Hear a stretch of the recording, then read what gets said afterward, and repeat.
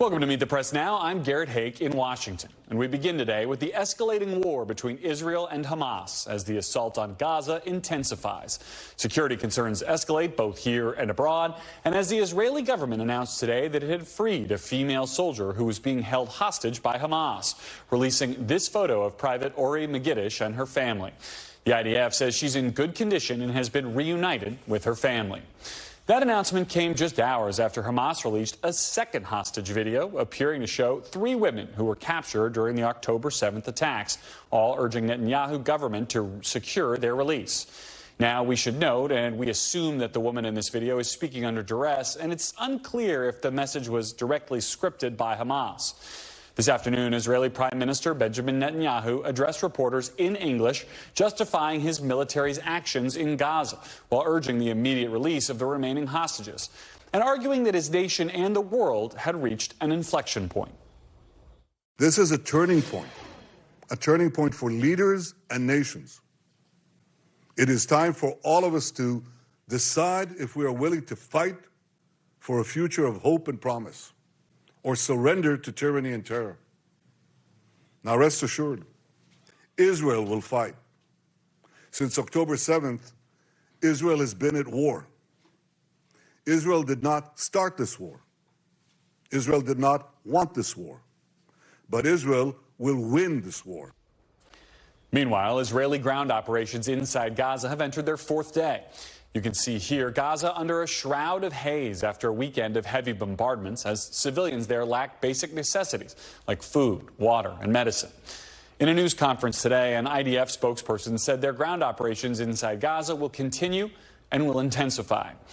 Now, as military operations ramp up, so too are calls for a humanitarian pause, with the death toll in Gaza worsening. But while speaking with reporters this afternoon, Netanyahu was defiant. Just as the United States would not agree to a ceasefire after the bombing of Pearl Harbor or after the terrorist attack of 9/11, Israel will not agree to a cessation of hostilities with Hamas after the horrific attacks of October 7th. Calls for a ceasefire are calls for Israel to surrender to Hamas, to surrender to terrorism. Meanwhile, wartime tensions aren't just confined to the Mideast. This shocking video shows the moment where hundreds of rioters in a predominantly Muslim region of Russia stormed an airport, even making their way out onto the tarmac. Russian state media says the mob was searching, looking for Israeli passengers on an arriving flight from Tel Aviv. And here at home, the Biden administration is unveiling new actions to combat an alarming uptick in anti-Semitic activity on college campuses. Joining me now is NBC's Ellison Barber at the Israel-Gaza border, and NBC News White House reporter Peter Nichols joins me on set. So, Ellison, I'll start with you. We played some of this from Prime Minister Netanyahu speaking to reporters earlier today. What else did we learn from the Prime Minister? Yeah, and Garrett, forgive me, I'm keeping an eye a little bit on the skyline. You can see some of the glowing in Gaza. That's northern Gaza just behind us. But look, that speech from Prime Minister Netanyahu tonight, it was very much geared towards an international audience. He invited members of the foreign press. He spoke in English, and he really tried to paint this picture of this being, in his view, a war about morals, a war between right and wrong, and a war that everyone in the world who is of moral standing, in his view, should be supporting Israel in their fight. You heard him in those clips you played saying Hamas started this war. We intend to finish it, essentially. That's an argument he and his allies and the rest of the Israeli cabinet, Israeli military leaders have made consistently for weeks now. At one point, after he flatly refused any calls for a ceasefire, saying that is not something Israel plans to do here, he talked about some of the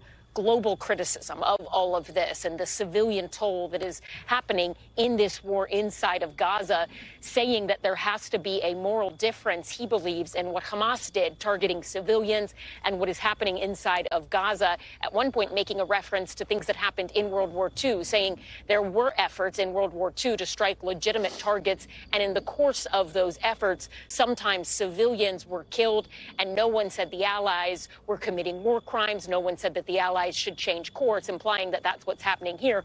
But look, the question in terms of the civilian toll of this has always been not does it happen in wartime? But is there more Israel could be doing here to limit the civilian toll? According to Gaza's Ministry of Health, at least 8,000 civilians have died since this war began. A large portion of those children, because remember, in Gaza, about half of the population is under the age of 18. And there's also been this question of how Israel is going about their strikes inside of Gaza. They have told people to move to the south, past the Gaza or Wadi River. They have also designated an area, Al-Mawasi, along the sea as a humanitarian zone, but there have still been Israeli airstrikes in those areas. We saw another in the southern city of Khan Yunis just this weekend. So that's where these questions have been coming from the international world, saying, hey, could you be doing more here?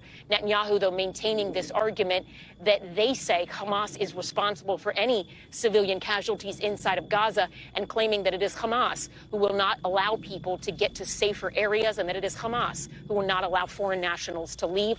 A lot of international allies, though, they have been questioning that of late, and we've seen that increase, those questions, since Israel launched its full ground invasion, or at least the ground invasion that we've seen the last 4 days, the longest ground incursion since the start of this war. Garrett? Ellison, let's take a step back a little bit. You started talking about those lights behind you. Talk to me a little bit about what you're seeing, what you're witnessing there. Is there been a noticeable escalation tonight near the border?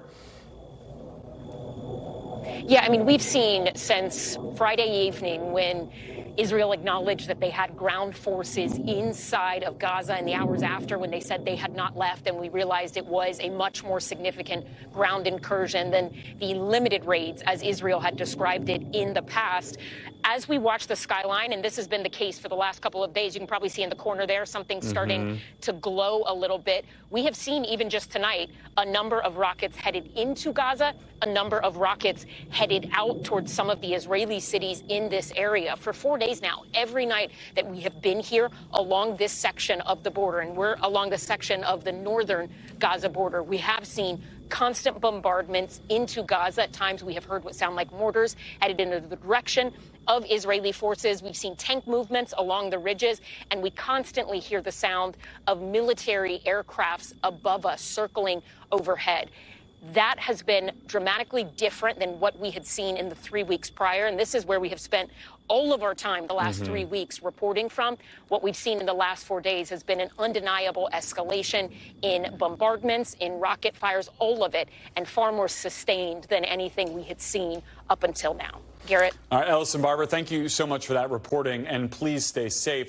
Thanks for watching. Stay updated about breaking news and top stories on the NBC News app, or follow us on social media.